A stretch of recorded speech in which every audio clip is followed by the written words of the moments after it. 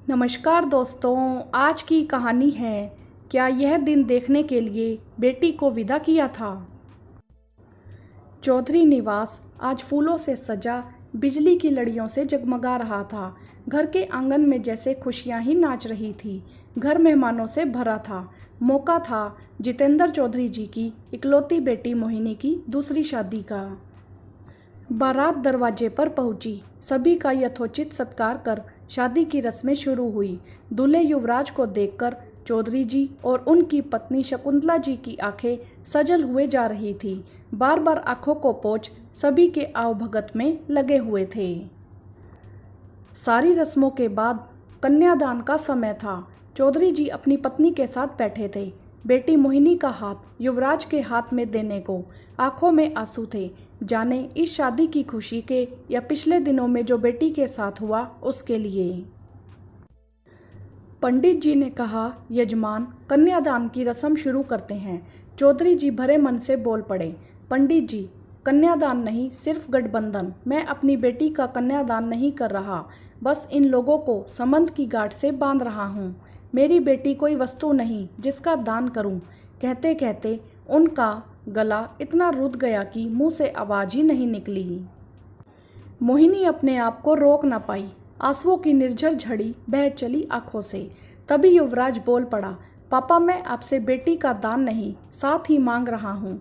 आप मुझे उसका साथ दे दें। उसके बाद भी बेटी वह आपकी ही रहेगी। निश्चिंत होकर चौधरी जी मुस्कुराने लगे। युवराज के हाथ में बेटी का हाथ धर उस पर पान, फूल, अक्षत और शंख रख जल की धार बेटे रोहन ने गिराना शुरू किया तो चौधरी जी की नज़र उस जल की धार पर ही टिक गई।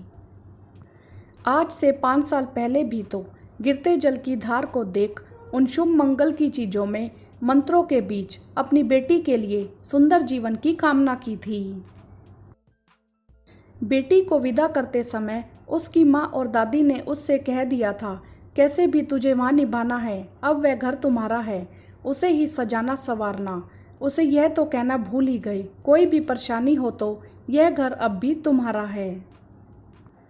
तुम कभी भी अपनी तकलीफ और परेशानी लेकर अपने घर आ सकती हो। और शायद मेरी बेटी ने वही मान लिया जो माँ और दादी ने समझाया था, जो समाज की हर बेटी को समझाया जाता है।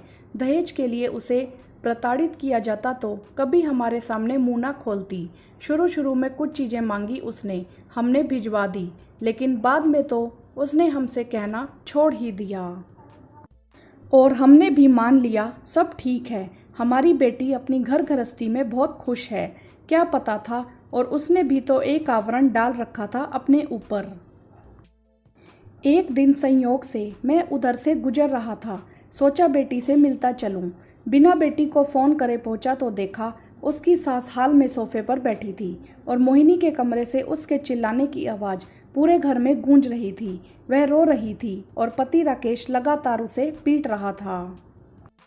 मुझे देखते ही उसकी सास हड़बड़ा सी गई। मुझे रोकने की कोशिश की, लेकिन मैं नहीं रुका। सीधा बेटी के कमरे की तरफ बढ़ा। दरवाज़ा खुला था और मेरी बेटी की पलकें मूंदी थी।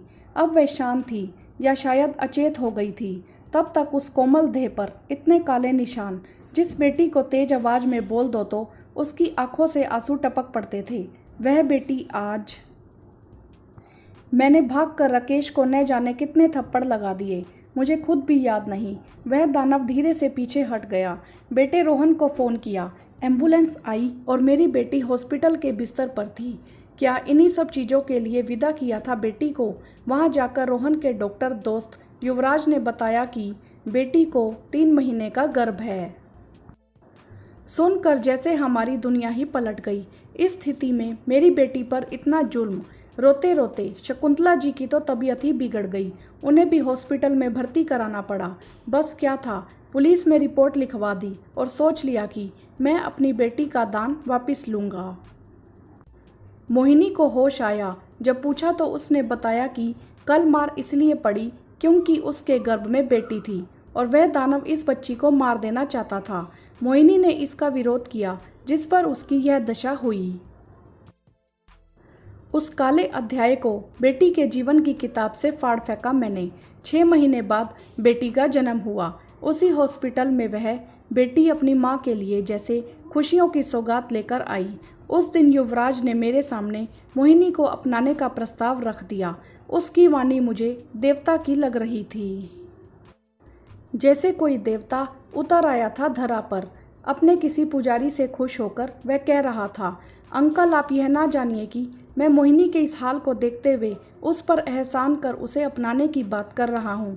मैं उसे शुरू से ही पसंद करता था, लेकिन अपनी पढ़ाई पूरी करने के इंतजार में था।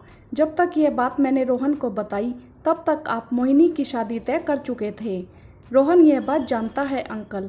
तब मैंने मोहिनी के लिए ही अपने कदम पीछे खींच लिए थे। काश काश बेटा तुमने कहा होता। लेकिन युवराज अभी तो उसके पास उसकी बेटी है, उसका क्या? बड़े कातर नज़रों से उसकी तरफ देखते हुए पूछ बैठा। अंकल उसे देखकर ही तो जाने कहाँ से इतनी हिम्मत आ गई कि आपसे यह बात कह पा रहा हूँ। वह मेरी बेटी कही जाएगी, बस आप हाँ कह दें। मैं तैयार हूँ युवराज, लेकिन मोहिनी से भी तो पूछना होगा। और तुम्हारी माँ। भाई साहब मेरी चिंता आप छोड़ दें।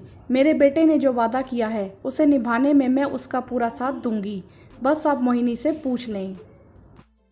चौधरी जी और उनकी पत्नी शकुंतला जी को जैसे सारे जहां की खुशियां मिल गई थी।